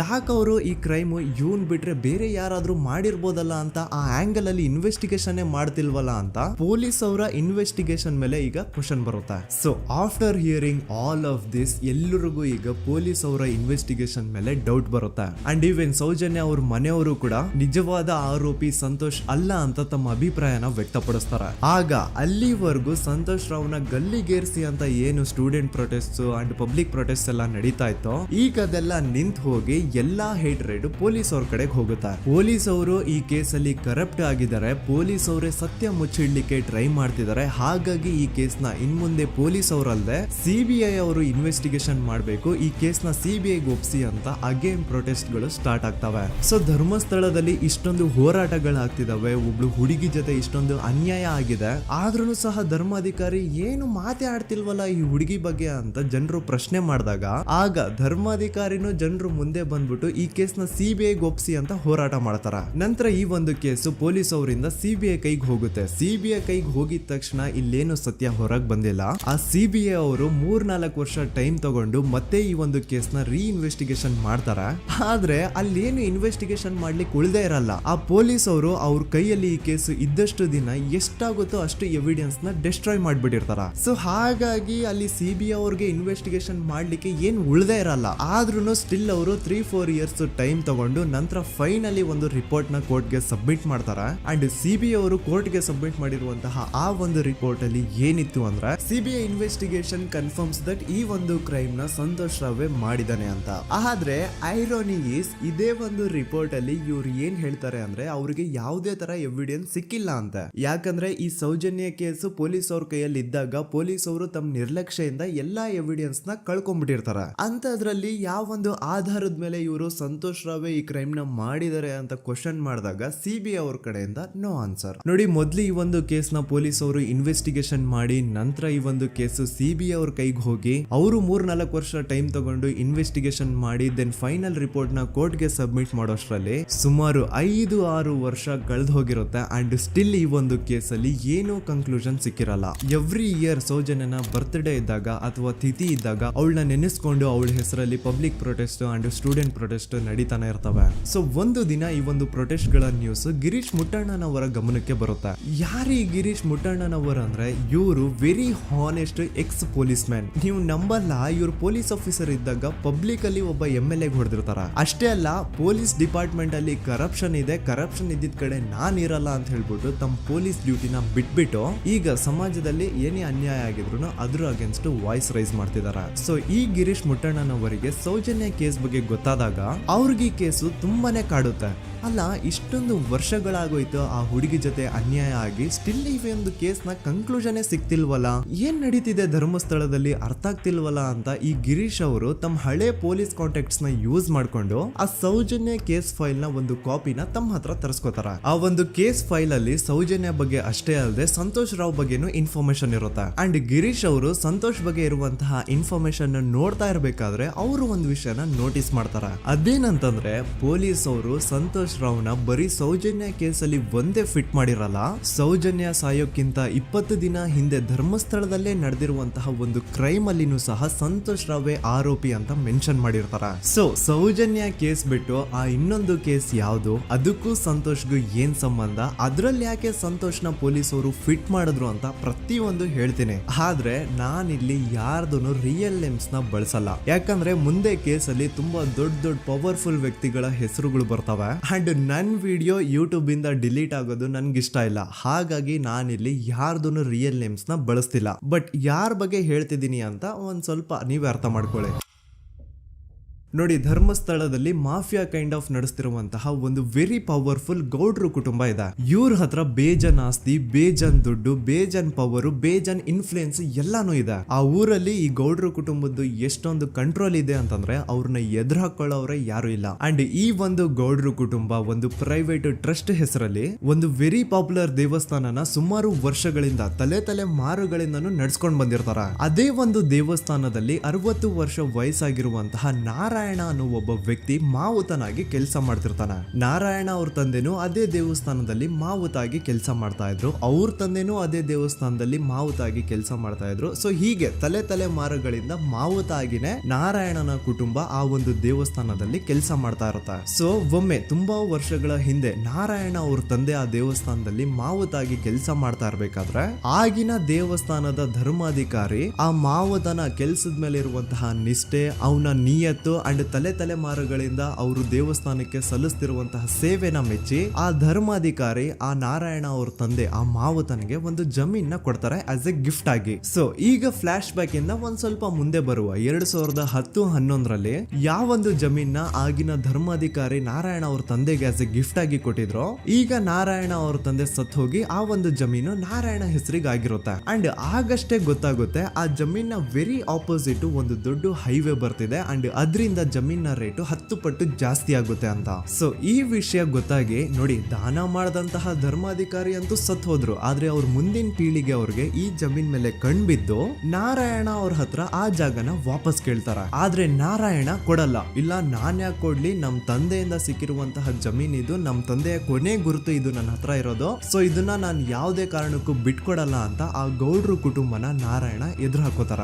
ಆಗ ಗೌಡ್ರು ಕುಟುಂಬದವ್ರಿಗೆ ಕೋಪ ಬಂದು ಅವ್ರೇನ್ ಮಾಡ್ತಾರೆ ಅಂದ್ರೆ ನಾರಾಯಣ ಮನೆಗೆ ನೀರಿನ ಸಪ್ಲೈ ಇರುತ್ತಲ್ವಾ ಅದನ್ನ ಬಂದ್ ಮಾಡ್ತಾರ, ಎಲೆಕ್ಟ್ರಿಸಿಟಿ ಸಪ್ಲೈನು ಕಟ್ ಆಫ್ ಮಾಡ್ತಾರ, ಊರಲ್ಲಿರುವಂತಹ ಎಲ್ಲಾ ಚರಂಡಿಗಳನ್ನ ಕ್ಲೀನ್ ಮಾಡಿ ಆ ಕಸ ಏನಿರುತ್ತೋ ಅದನ್ನ ತಂದು ನಾರಾಯಣ ಮನೆ ಮುಂದೆ ಹಾಕ್ತಾರ. ಇಷ್ಟೇ ಅಲ್ಲ, ನಾರಾಯಣ ಅವ್ರ ಹೆಂಡತಿ ಮಕ್ಕಳು ಎಲ್ಲಾದ್ರೂ ಆಚೆ ಹೋಗ್ತಾ ಬರ್ತಾ ಇದ್ರೆ ಅವ್ರನ್ನ ಕೆಟ್ಟದಾಗ ಬೈಯೋದು, ಹೊಡ್ಕೊಳ್ಳೋದು, ಬಡ್ಕೊಳ್ಳೋದೆಲ್ಲ ಮಾಡ್ತಿರ್ತಾರ. ಇಷ್ಟೆಲ್ಲ ಆಗ್ತಾ ಇದ್ರು ಸ್ಟಿಲ್ ನಾರಾಯಣ ಮಾತ್ರ ಆ ಜಾಗನ ಬಿಟ್ಕೊಡಲ್ಲ. ಆ ಜಾಗದ್ಗೋಸ್ಕರ ನೀನ್ ಬೇಕಿದ್ರೆ ಇದನ್ನೆಲ್ಲ ಸಹಿಸ್ಕೊಂಡಿರಪ್ಪ, ನಮ್ ಕೈಲಂತೂ ಆಗಲ್ಲ ಅಂತ ನಾರಾಯಣನ ಹೆಂಡತಿ ಮಕ್ಕಳು ಅವನ್ನ ಬಿಟ್ಟು ಬೇರೆ ಊರಿಗೆ ಹೋಗ್ಬಿಡ್ತಾರ. ಈಗ ಮನೆಯಲ್ಲಿ ನಾರಾಯಣ ಅಂಡ್ 45 ವರ್ಷ ವಯಸ್ಸಿರುವಂತಹ ನಾರಾಯಣ ಅವ್ರ ತಂಗಿ ಯಮುನಾ ಅವ್ರು ಮಾತ್ರ ಇಬ್ರೇ ಇರ್ತಾ ಇದ್ರು. ಸೊ ಒಂದೊಳ್ಳೆ ಅವಕಾಶ ನೋಡ್ಕೊಂಡು 21 ಸೆಪ್ಟೆಂಬರ್ 2012 ಮನೆಯಲ್ಲಿ ನಾರಾಯಣ ಹಾಗೂ ಯಮುನಾ ಇರ್ಬೇಕಾದ್ರೆ ಯಾರೋ ಮನೆ ಒಳಗಡೆ ನುಗ್ಗಿ ನಾರಾಯಣನ್ಗೆ ಹೊಡೆದು ಯಮುನಾಗೂ ಸಹ ಹೊಡೆದು ನಂತರ ಅವಳು ಮಾಡಿ ದೆನ್ ನಾರಾಯಣ ಹಾಗೂ ಯಮುನನ ತಲೆನ ಒಂದು ರುಬ್ಬೋ ಗುಂಡಿಂದ ಚಚ್ಚಿ ಸಾಯಿಸ್ಬಿಡ್ತಾರ. ಈ ಕೊಲೆ ಆಗಿದ್ದು ಕಳ್ಳತನಗೋಸ್ಕರ ಅಂತ ಪೊಲೀಸ್ ಅವರು ತಮ್ಮ ರಿಪೋರ್ಟ್ ಅಲ್ಲಿ ಬರೀತಾರ. ಆದ್ರೆ ಪಾಯಿಂಟ್ ಏನ್ ಗೊತ್ತಾ, ಆ ಮನೇಲಿ ಒಂದ್ ಸ್ವಲ್ಪನೂ ಹಣ ಆಗ್ಲಿ ಅಥವಾ ಬಂಗಾರ ಆಗ್ಲಿ ಕಳ್ಳತನ ಆಗಿರಲ್ಲ. ಕಳ್ಳತನ ಆಗಿರೋದು ಕೇವಲ ಆ ಮೇನ್ ರೋಡ್ ಅಲ್ಲಿ ಇದ್ದಂತಹ ಪ್ರಾಪರ್ಟಿ ಪೇಪರ್ಸ್.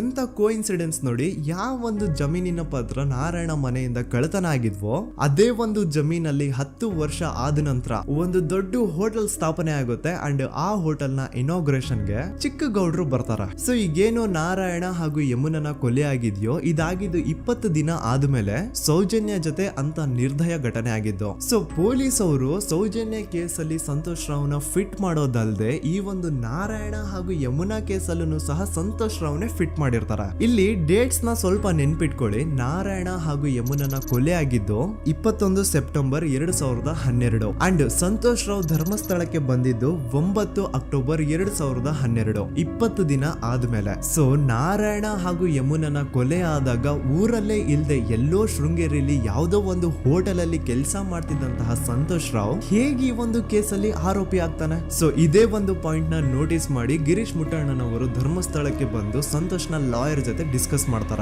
ದೆನ್ ಫೈನಲಿ ಏನೋ ತಪ್ಪು ಮಾಡದೆ ಸುಳ್ಳು ಆರೋಪಗಳಿಂದ ಕರಪ್ಟ್ ಪೊಲೀಸ್ ಆಫೀಸರ್ಸ್ ನ ಮಿಸ್ಲೀಡಿಂಗ್ ಇನ್ವೆಸ್ಟಿಗೇಷನ್ ಇಂದ ಸಂತೋಷ್ ರಾವ್ ತನ್ನ ಜೀವನದ 8-10 ವರ್ಷನ ಜೈಲಲ್ಲಿ ಕಳೆದು ಫೈನಲಿ ರಿಲೀಸ್ ಆಗ್ತಾನೆ.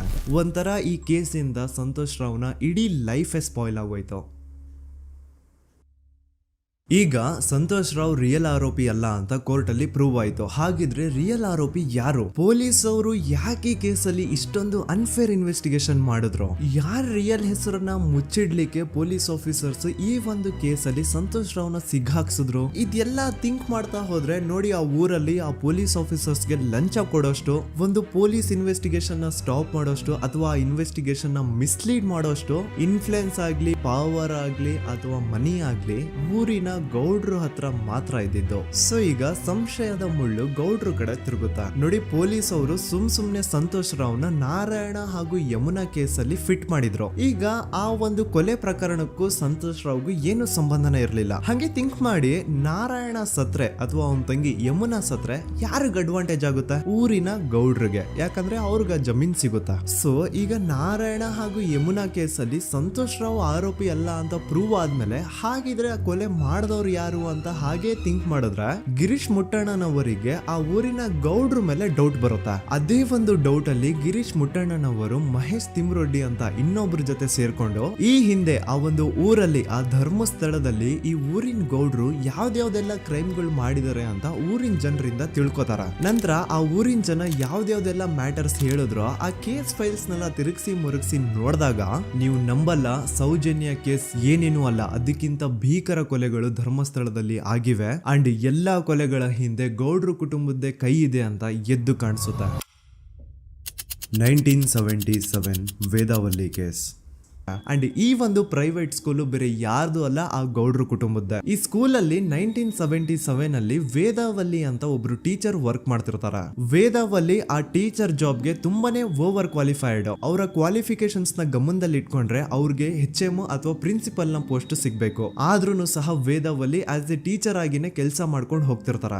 ಒಮ್ಮೆ ಏನಾಗುತ್ತೆ, ಸ್ಕೂಲ್ ಅಲ್ಲಿ ಪ್ರಿನ್ಸಿಪಲ್ ನ ಪೋಸ್ಟ್ ಖಾಲಿ ಆಗುತ್ತೆ ಅಂಡ್ ಆ ಒಂದು ಪೋಸ್ಟ್ ಗೆ ಎಲ್ರು ಏನ್ ಅನ್ಕೊಳ್ತಾರೆ, ವೇದಾವಲ್ಲಿನೇ ಸೆಲೆಕ್ಟ್ ಮಾಡೋದು ಅಂತ. ಆದ್ರೆ ವೇದಾವಲ್ಲಿಯ ಕ್ಯಾಸ್ಟ್ ಬೇರೆ ಇದೆ ಅನ್ನೋ ಒಂದೇ ಒಂದು ಕಾರಣಕ್ಕೆ ಆ ಪ್ರಿನ್ಸಿಪಲ್ ನ ಪೋಸ್ಟ್ ವೇದಾವಲ್ಲಿಗೆ ಸಿಗದೆ ಬೇರೆ ಯಾರನ್ನೋ ತಂದು ಕೂರಿಸ್ಬಿಟ್ಟಿರ್ತಾರ. ಇದರಿಂದ ಟೀಚರ್ ವೇದಾವಲ್ಲಿಗೆ ತುಂಬಾ ಕೋಪ ಬಂದು ಅವ್ರ ಸ್ಕೂಲ್ ಮುಂದೆ ಪ್ರೊಟೆಸ್ಟ್ ಮಾಡೋದ್ ಸ್ಟಾರ್ಟ್ ಮಾಡ್ತಾರ. ಅಂಡ್ ಈ ವಿಷಯ ಸ್ಕೂಲ್ ನ ಓನರ್ಸ್ ಗೆ ಇಷ್ಟ ಆಗಲ್ಲ. ಸೊ ಅವರು ಆ ಕೋಪನ ಹಾಗೆ ಮನ್ಸಲ್ಲಿ ಇಟ್ಕೊಂಡಿರ್ತಾರ. ಒಮ್ಮೆ ಏನಾಗುತ್ತೆ, ಸ್ಕೂಲ್ ರಜೆ ಇರುತ್ತೆ, ವೇದಾವಲ್ಲಿ ಮನೇಲಿ ಇರ್ತಾರ ಅಂಡ್ ಅವ್ರ ಹಸ್ಬೆಂಡ್ ಡಾಕ್ಟರ್ ಅರಳೆ ಅವ್ರಿಗೆ ಯಾವ್ದೋ ಬೇರೆ ಊರಲ್ಲಿ ಒಂದು ಕಾಲೇಜ್ ಅಲ್ಲಿ ಸೆಮಿನಾರ್ ಏನೋ ಇರುತ್ತೆ. ಸೊ ಅವರು ಅಲ್ಲಿಗೆ ಹೋಗಿರ್ತಾರೆ.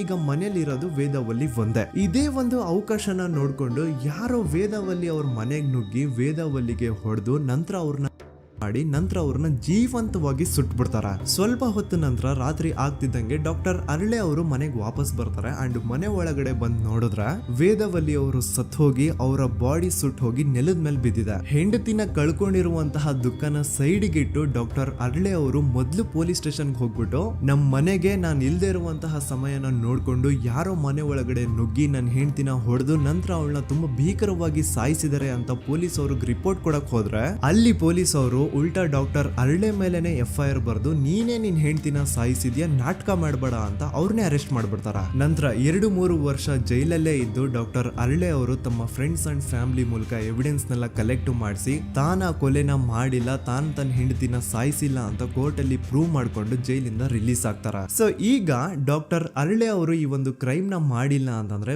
ವೇದಾವಲ್ಲಿನ ಅಷ್ಟು ಭೀಕರವಾಗಿ ಸಾಯಿಸಿದವ್ರು ಯಾರು, ಈ ವಿಷಯ ಇವತ್ತಿನವರೆಗೂ ಗೊತ್ತಾಗಿಲ್ಲ.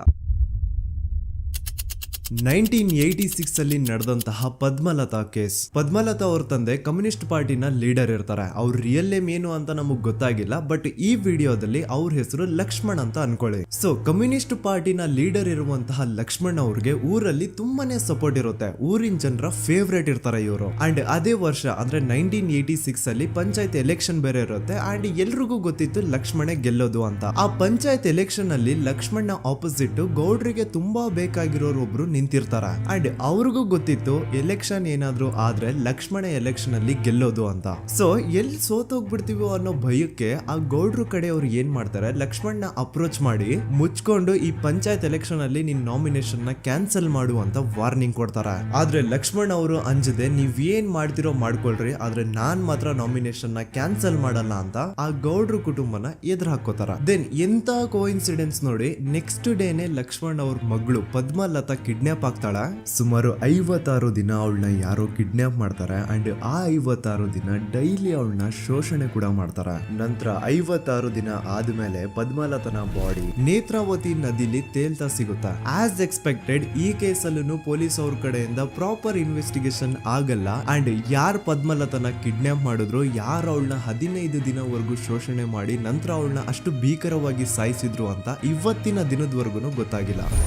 ಮತ್ತೆ ನಮಗೆ ಗೊತ್ತಾದದು 22ಕ್ಕೆ ಸ್ಕೂಲ್ ಡೇ 56 ದಿನ ಕಳೆದು ಹೊಳೆಯಲ್ಲಿ ಹೆಣ ಉಂಡು ಅಂತ ಕೇಳಿ ಪೊಲೀಸಿನವರು ಬರುವಾಗ ಬಂದು ಹೇಳುವಾಗ ನಮಗೆ ಗೊತ್ತಾದ. ಅವರು ನನ್ನನ್ನು ಕರ್ಕೊಂಡೋಗಿ ಅಲ್ಲಿ ಹೋಗಿದೆ. ಇನ್ನೊಂದು ಲಾಸ್ಟ್ ಕೇಸ್ ಇದೆ, ಇದು ಅರ್ಲಿ 2000 ಅಲ್ಲಿ ನಡೆದಿರೋದು. ಇವ್ರದ್ದು ಅಷ್ಟಾಗಿ ಡೀಟೇಲ್ಸ್ ನಾನು ಹೇಳಲ್ಲ, ಜಸ್ಟ್ ಮೇಲ್ ಹೇಳ್ತೇನೆ. 2000 ಇಸ್ವಿಯಲ್ಲಿ ಧರ್ಮಸ್ಥಳದಲ್ಲಿ 2 ಫಿನಾನ್ಸ್ ಬ್ಯಾಂಕ್ ಇರ್ತಾವೆ. ಒಂದು ಅಗೇನ್ ರಿಯಲ್ ನೇಮ್ ತಗೊಳ್ಳೋದು ಬೇಡ, ಲೈಕ್ ಜಸ್ಟ್ ಸಹಕಾರ ಗ್ರಾಮೀಣ ಬ್ಯಾಂಕ್ ಅನ್ಕೊಳ್ಳಿ. ಅಂಡ್ ಇನ್ನೊಂದು ಬಂದ್ಬಿಟ್ಟು ಫೈನಾನ್ಸ್ ಪ್ರೈವೇಟ್ ಲಿಮಿಟೆಡ್ ಬಂದು ಗೌಡ್ರು ಕುಟುಂಬ ಅವ್ರಿಗೆ ಸೇರಿದ್ದು. ಆ ಕಡೆ ಇವ್ರ ಆಪೋಸಿಟ್ ಏನದು ಗ್ರಾಮೀಣ ಬ್ಯಾಂಕ್ ಇತ್ತು, ಅದರಲ್ಲಿ ಒಬ್ಬ ಮ್ಯಾನೇಜರು ಬಡವ್ರಿಗೆ ಸಹಾಯ ಆಗ್ಲಿ ರೈತರಿಗೆ ಸಹಾಯ ಆಗ್ಲಿ ಅಂತ ತುಂಬಾ ಕಡಿಮೆ ಬಡ್ಡಿಗೆ ಲೋನ್ ಕೊಡ್ತಿರ್ತಾನೆ. ಇದರಿಂದಾಗಿ ಧರ್ಮಸ್ಥಳದಲ್ಲಿ ಆಲ್ಮೋಸ್ಟ್ ಎಲ್ಲಾ ಕಸ್ಟಮರ್ಸ್ ಆ ಗ್ರಾಮೀಣ ಬ್ಯಾಂಕ್ ಕಡೆಗೆ ಹೋಗ್ತಿರ್ತಾರೆ, ಪ್ರೈವೇಟ್ ಲಿಮಿಟೆಡ್ ಕಡೆಗೆ ಯಾರು ಬರ್ತಿರಲ್ಲ. ಇದರಿಂದ ಗೌಡ್ರಿಗೆ ಲಾಸ್ ಆಗ್ತಿರುತ್ತ. ಸೊ ಅವ್ರೇನ್ ಮಾಡ್ತಾರೆ, ಆ ಗ್ರಾಮೀಣ ಬ್ಯಾಂಕ್ ನ ಮ್ಯಾನೇಜರ್ ಏನಿದ್ನೋ ಅವನ್ಗೆ ಒಂದು ಸ್ವೀಟ್ ವಾರ್ನಿಂಗ್ ಕೊಡ್ತಾರ. ಮುಚ್ಕೊಂಡು ಇನ್ಮೇಲೆಯಿಂದ ನಿನ್ ಲೋನ್ಸ್ ಕೊಡೋದನ್ನ ನಿಲ್ಸ್ಬಿಡು. ಇನ್ ಕೇಸ್ ಲೋನ್ ಕೊಟ್ರು ನಾವ್ ಯಾವ ಇಂಟ್ರೆಸ್ಟ್ ರೇಟ್ ಗೆ ಲೋನ್ ನ ಕೊಡ್ತಾ ಇದೀವೋ ಅದೇ ರೇಟ್ ಗೆ ನೀನು ಕೊಡುವ ಅಂತ ಫೋರ್ಸ್ ಮಾಡ್ತಾರ. ಆದ್ರೆ ಆ ಗ್ರಾಮೀಣ ಬ್ಯಾಂಕ್ ನ ಮ್ಯಾನೇಜರ್ ಇದ್ಯಾವುದನ್ನು ಕಿವಿಗೆ ಹಾಕೊಳ್ಳಾರ್ದೆ ಅವನ್ ಕೆಲಸ ಅವ್ನ್ ಮಾಡ್ಕೊಂಡು ಹೋಗ್ತಾನ. ದೆನ್ ಸಡನ್ಲಿ ಒಂದು ದಿನ ಬ್ಯಾಂಕ್ ಮ್ಯಾನೇಜರ್ ನ ಹೆಂಡತಿನ ಮನೆ ಒಳಗಡೆನೆ ನುಗ್ಗಿ ಯಾರು ಮಾಡಿ ತುಂಬಾ ಭೀಕರವಾಗಿ ಸಾಯಿಸ್ಬಿಡ್ತಾರ. ಇದ್ರ ರಿಗಾರ್ಡಿಂಗ್ ಆ ಬ್ಯಾಂಕ್ ಮ್ಯಾನೇಜರ್ ಪೊಲೀಸ್ ಸ್ಟೇಷನ್ ಅಲ್ಲಿ ಕಂಪ್ಲೇಂಟ್ ಕೊಡಕ್ ಹೋದ್ರೆ ಪೊಲೀಸ್ ಅವರು ಉಲ್ಟಾ ಆ ಬ್ಯಾಂಕ್ ಮ್ಯಾನೇಜರ್ ಹೆಸರಲ್ಲೇ FIR ಬರ್ದು ನೀನೇ ನಿನ್ ಹೆಂಡತಿನ ಸಾಯಿಸಿದ್ಯಾ ಅಂತ ಅವನ್ನೇ ಅರೆಸ್ಟ್ ಮಾಡ್ಬಿಡ್ತಾರ. ನಂತರ 1-2-3 ವರ್ಷ ಆ ಬ್ಯಾಂಕ್ ಮ್ಯಾನೇಜರ್ ಜೈಲಲ್ಲಿ ಇರ್ತಾನೆ. ಅದಾದ್ಮೇಲೆ ಅವನ ಕ್ರೈಮ್ ನ ಮಾಡಿಲ್ಲ ಅಂತ ಕೋರ್ಟ್ ಅಲ್ಲಿ ಪ್ರೂವ್ ಆಗುತ್ತೆ. ಆದ್ರೆ ರಿಯಲ್ ಕ್ರೈಮ್ ಮಾಡಿದವರು ಯಾರು ಅಂತ still it's A question mark. And ಇನ್ನೊಂದು ನಾರಾಯಣ ಅಂಡ್ ಯಮುನಾ ಕೇಸ್ ಬಗ್ಗೆ ಅಂತೂ ನಾನು ಆಗ್ಲೇ ನಿಮ್ಗೆ ಎಕ್ಸ್ಪ್ಲೇನ್ ಮಾಡಿದೆ. ಸೊ ಎಂತಹ ಕೋಇನ್ಸಿಡೆಂಟ್ಸ್ ಗಳು ನೋಡಿ, ಯಾರೆಲ್ಲ ಆ ಧರ್ಮಸ್ಥಳದಲ್ಲಿ ಗೌಡ್ರು ಕುಟುಂಬನ ಎದುರಾಕೊಂಡಿದಾರೋ ಅವ್ರ ಜೀವನದಲ್ಲಿ ಏನೋ ಒಂದು ತುಂಬಾ ದೊಡ್ಡ ದುರಂತ ನಡೆದು ಹೋಗುತ್ತಾ. ಅಂಡ್ ಸರ್ಪ್ರೈಸಿಂಗ್ಲಿ ಅವ್ರ ಕೇಸಲ್ಲಿ ಪೊಲೀಸ್ ಅವ್ರ ಕಡೆಯಿಂದ ಪ್ರಾಪರ್ ಇನ್ವೆಸ್ಟಿಗೇಷನ್ ಆಗಲ್ಲ. ಅಂಡ್ ಯಾರ ಕ್ರೈಮ್ ನ ಮಾಡಿದ್ರು ಅಂತ ಯಾವತ್ತೂ ಹೊರಗೆ ಬರೋದೇ ಇಲ್ಲ. ಸೊ ಈ ಗೌಡ್ರು ಕುಟುಂಬದವರು ಧರ್ಮಸ್ಥಳದಲ್ಲಿ ಬೇಜನ್ ಕರ್ಮಕಾಂಡಗಳನ್ನ ಮಾಡಿದ್ದಾರೆ. ಅಂಡ್ ಅವ್ರ ಪವರ್ ಅಂಡ್ ಅವ್ರಿಗಿರುವಂತಹ ಇನ್ಫ್ಲೂಯೆನ್ಸ್ ಇಂದ ಆ ಎಲ್ಲಾ ಕೇಸ್ ನ ಮುಚ್ಚಾಕಿದ್ದಾರೆ ಅಂತ ಮಹೇಶ್ ಹಾಗೂ ಗಿರೀಶ್ ಮುಟ್ಟಣ್ಣನವರ ಹೇಳಿಕೆ ಆಗಿದೆ. ಸೊ ಗೌಡ್ರು ಫ್ಯಾಮಿಲಿನ ಟ್ರ್ಯಾಕ್ ರೆಕಾರ್ಡ್ ನೋಡಿದ್ರೆ ಧರ್ಮಸ್ಥಳದಲ್ಲಿ ಒಂದು ಹುಡುಗಿನ ರೇಪ್ ಅಂಡ್ ಮರ್ಡರ್ ಮಾಡಿ ದೆನ್ ಪೊಲೀಸ್ ಅವ್ರಿಗೆ ಲಂಚ ಕೊಟ್ಟು ಇನ್ವೆಸ್ಟಿಗೇಷನ್ ನ ಮಿಸ್ಲೀಡ್ ಮಾಡೋಷ್ಟು ಪವರ್ ಇನ್ಫ್ಲೂಯೆನ್ಸ್ ಈ ಗೌಡ್ರು ಕುಟುಂಬಕ್ಕೆ ಮಾತ್ರ ಇರೋದು. ಈಗ ಸಂತೋಷ್ ರಾವ್ ಅಂತೂ ಸೌಜನ್ಯ ಕೇಸಲ್ಲಿ ಆರೋಪಿ ಅಲ್ಲ ಅಂತ ಪ್ರೂವ್ ಆಯ್ತು. ಹಾಗಿದ್ರೆ ರಿಯಲ್ ಆರೋಪಿ ಯಾರು? ನೆನಪು ಮಾಡ್ಕೊಳ್ಳಿ, 11 ಅಕ್ಟೋಬರ್ 2012 ಸಂಜೆ 5 ಗಂಟೆ ಹಾಗೆ ಬಾಹುಬಲಿ ಬೆಟ್ಟದಲ್ಲಿ ಸಂತೋಷ್ ರಾವ್ ತನ್ನ ಪಾಡಿಗೆ ತಾನು ಸೀನರೀಸ್ ನ ಎಂಜಾಯ್ ಮಾಡ್ಕೊಂಡು ಸುಮ್ನೆ ಕೂತಿರ್ಬೇಕಾದ್ರೆ ಅವನ ಹತ್ರ 5 ಜನ ಕಿಡಿಗೇಡಿಗಳು ಬಂದು ಜಗಳ ತೆಗಿತಾರ. ಆ 5 ಜನ ಕಿಡಿಗೇಡಿಗಳು ಯಾರು ಅಂತ ನಾನು ಇಲ್ಲಿವರೆಗೂ ನಿಮ್ಗೆ ಹೇಳಿಲ್ಲ. ಸೊ ಅವರು ಬೇರೆ ಯಾರು ಅಲ್ಲ, ಚಿಕ್ಕ ಗೌಡ್ರು ಮಗ ನಿಶಾಂತ್ ಜೈನ್ ನ ವೆರಿ ಕ್ಲೋಸ್ ಫ್ರೆಂಡ್ಸ್. ಅವ್ರು ದಣಿ ಮಾಡಿರುವಂತಹ ಕ್ರೈಮ್ ಅಲ್ಲಿ ಬೇರೆ ಯಾರನ್ನಾದ್ರೂ ಸಿಗಿಸ್ಬೇಕಲ್ಲ ಅಂತ ಇವ್ರು ಬಕ್ರ ಹುಡುಕ್ತಾ ಇರ್ಬೇಕಾದ್ರೆ ಆಗ ಇವ್ರಿಗೆ ಸಿಗೋದೆ ಸಂತೋಷ್ ರಾವ್. ಅಗೇನ್ ಇನ್ನೊಂದು ಎಂತ ಕೋಇನ್ಸಿಡೆನ್ಸ್ ನೋಡಿ, ಸಂತೋಷ್ ರಾವ್ ಸೌಜನ್ಯ ಕೇಸಲ್ಲಿ ಅರೆಸ್ಟ್ ಆದ ನಂತರ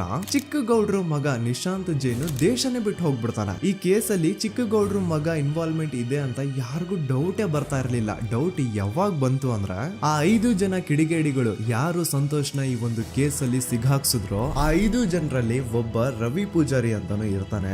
ಅವನ್ಗೆ ತಾನು ತಪ್ಪು ಮಾಡಿದೀನಿ ಅಂತ ಗಿಲ್ಟ್ ಕಾಡುತ್ತೋ ಅಥವಾ ಬೇರೆ ಏನೋ ಗೊತ್ತಿಲ್ಲ, ಆದ್ರೆ ಅವನೇ ಸ್ವತಃ ಪೊಲೀಸ್ ಅವ್ರ ಹತ್ರ ಹೋಗ್ಬಿಟ್ಟು ಸೌಜನ್ಯ ಕೇಸಲ್ಲಿ ನಿಜವಾದ ಆರೋಪಿ ಸಂತೋಷ್ ಅಲ್ಲ ಕಂಡ್ರು, ಅವನ್ನ ಸುಮ್ನೆ ಸಿಗಾಕ್ಸಿರೋದಷ್ಟೇ, ನಿಜವಾದ ಆರೋಪಿಗಳು ಚಿಕ್ಕ ಗೌಡ್ರು ಮಗ ನಿಶಾಂತ್ ಜೈನ್ ಅಂಡ್ ಅವನ್ ಫ್ರೆಂಡ್ಸ್ ಸೂರಜ್, ಕಿರಣ್ ಅಂಡ್ ಕಣ್ಮಣಿ ಅಂತ. ಈ ಎಲ್ಲಾ ವಿಷಯನ ರವಿ ಪೂಜಾರಿ ಪೊಲೀಸ್ ಅವ್ರಿಗೆ ತಿಳಿಸ್ತಾನೆ. ಅಗೇನ್ ಎಂತ ಒಂದು ಕೋಇನ್ಸಿಡೆನ್ಸ್ ನೋಡಿ, ಈ ವಿಷಯಗಳನ್ನ ಊರಿನ ಜನರು ಮುಂದೆ ಹೇಳಿದಂತಹ ರವಿ ಪೂಜಾರಿ ಆಕಸ್ಮಿಕವಾಗಿ ಸತ್ತು ಹೋಗ್ಬಿಡ್ತಾನೆ. ಇವನು ಹೇಳಿದ್ದು ನಿಜ ಅಂತ ಜನರಿಗೆ ಯಾವಾಗ ಕನ್ಫರ್ಮ್ ಆಗುತ್ತೆ ಅಂದ್ರೆ ಸೌಜನ್ಯಗೆ ತುಂಬಾ ಹತ್ರವಾದವ್ರು ಒಬ್ರು ಯಶೋಧ ಅನ್ನೋರು ಕೋರ್ಟ್ ಅಲ್ಲಿ ಬಂದ್ಬಿಟ್ಟು ಸೌಜನ್ಯ ಕೊಲೆ ಆಗಿದ್ದ ದಿನ ಆ ಒಂದು ಸ್ಪಾಟ್ ಅಲ್ಲಿ ನಾನು ಈ 3 ಜನರನ್ನ ನೋಡಿದ್ದೆ ಅಂತ ಸಾಕ್ಷಿ ಹೇಳ್ತಾರೆ. ಈಗ ಎಲ್ಲಾ ಡಾಟ್ಸ್ ನ ಕನೆಕ್ಟ್ ಮಾಡ್ತಾ ಹೋದ್ರೆ ಸೌಜನ್ಯ ಕೇಸ್ ಒಂದೇ ಅಲ್ಲ, ನಾರಾಯಣ ಹಾಗೂ ಯಮುನಾ ಕೇಸಲ್ಲೂ, ವೇದವಲ್ಲಿ ಕೇಸಲ್ಲೂ, ಆ ಬ್ಯಾಂಕ್ ಮ್ಯಾನೇಜರ್ ನ ಕೇಸಲ್ಲೂ ಹಾಗೂ ಪದ್ಮಲತಾ ಕೇಸಲ್ಲೂ ಸೀದಾ ಡೈರೆಕ್ಟ್ ಡೌಟ್ ಬರೋದೆ ಊರಿನ ಗೌಡ್ರ ಮೇಲೆ. I really want to appreciate Kudla rampage YouTube channel, third eye YouTube channel, Girish Mattannavar sir ಹಾಗೂ ಮಹೇಶ್ ಅವರು ಅಂಡ್ ಆಲ್ ಅದರ್ಸ್. ಇವರ ಕಾನ್ಸ್ಟೆಂಟ್ ಎಫರ್ಟ್ಸ್ ಇಂದಾನೆ ಸತ್ಯ ಏನಂತ 1 by 1 ಹೊರಗೆ ಬರ್ತಿದೆ and they are trying their level best to catch real criminals. At present Soujanya case ಬಗ್ಗೆ update ಏನು ಅಂತಂದ್ರೆ ಹೈಕೋರ್ಟ್ ವರೆಗೂ ಈ ಒಂದು ಕೇಸ್ ಹೋಗಿದೆ ಅಂಡ್ ಈ ಕೇಸಲ್ಲಿ ಈಗ ಇನ್ನೊಮ್ಮೆ ಮತ್ತೆ ಫ್ರೆಶ್ ಆಗಿ ರೀಇನ್ವೆಸ್ಟಿಗೇಷನ್ ಸ್ಟಾರ್ಟ್ ಆಗಬೇಕು ಅಂತ ಹೋರಾಟ ನಡೀತಿದೆ. ಸೊ ದೂತ ಪ್ರಜೆಗಳೇ, ಇದಾಗಿತ್ತು ಸೌಜನ್ಯ ಕೇಸ್ ಬಗ್ಗೆ ನಮ್ಮ ಒಂದು ಡೀಟೇಲ್ಡ್ ವಿಡಿಯೋ. ಈ ವಿಡಿಯೋದಲ್ಲಿ ನನ್ನಿಂದ ಎಲ್ಲಾದ್ರೂ ಏನಾದ್ರೂ ಚಿಕ್ಕ ಪುಟ್ಟ ಇನ್ಫಾರ್ಮೇಶನ್ ಮಿಸ್ ಆಗಿದ್ರೆ ಅಥವಾ ಮಿಸ್ಟೇಕ್ ಆಗಿದ್ರೆ ಅದನ್ನ ದಯವಿಟ್ಟು ಕಮೆಂಟ್ ಸೆಕ್ಷನ್ ಅಲ್ಲಿ ಹೈಲೈಟ್ ಮಾಡಿ. ಈ ವಿಡಿಯೋ ಯಾವಾಗ ಯೂಟ್ಯೂಬ್ ಇಂದ ಡಿಲೀಟ್ ಆಗುತ್ತೋ ನನ್ಗಂತೂ ಗೊತ್ತಿಲ್ಲ. ಸೊ ಪ್ಲೀಸ್ ಆದಷ್ಟು ಬೇಗ ಇದನ್ನ ಎಲ್ಲಾ ಕಡೆ ಶೇರ್ ಮಾಡಿ. ಓಕೆ ಪ್ರಜೆಗಳೇ, ಇವತ್ತಿಗಿಷ್ಟು ಸಾಕು ಅನ್ಕೊಳ್ತೀನಿ. ನಾನು ನಿಮ್ಮ ದೂತ ಸಮೀರ್ MD. ಮತ್ತೆ ಸಿಗ್ತೀನಿ ನೆಕ್ಸ್ಟ್ ವಿಡಿಯೋದಲ್ಲಿ.